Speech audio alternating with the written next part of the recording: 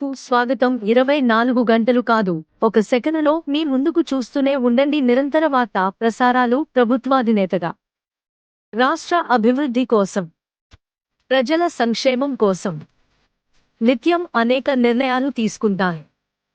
వాటిలో కొన్ని నిర్ణయాలు, కొన్ని సంక్షేమ పథకాలు చిరస్థాయిగా నా గుండెల్లో నిలిచిపోతాయి, శాశ్వతంగా మదిలో ఉండిపోతాయి.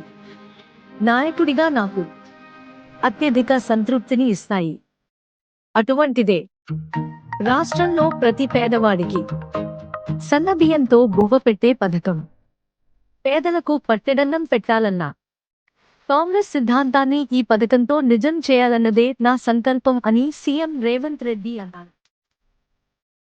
సన్న బియ్యం పంపిణీ అనేది ఒక చారిత్రాత్మక సందర్భం.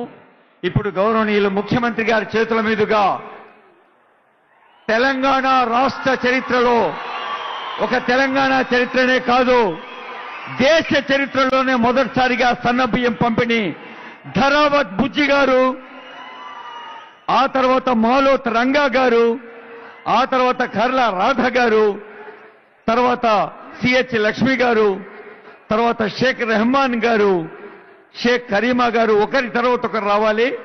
కర్పూరపు లక్ష్మి గారు, గుండెపైన గురుమ్మ గారు, చిరుమామిళ్ళ సుశీల గారు, కర్ణా వెంకట పుష్ప గారు.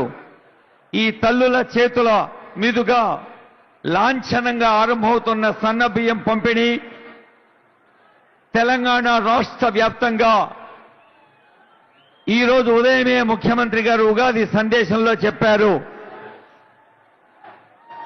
రైతులందరూ సన్న బియ్యం పండిస్తున్నారు, సన్న బియ్యానికి మద్దతు ధర కూడా ఇస్తోంది రాష్ట్ర ప్రభుత్వం.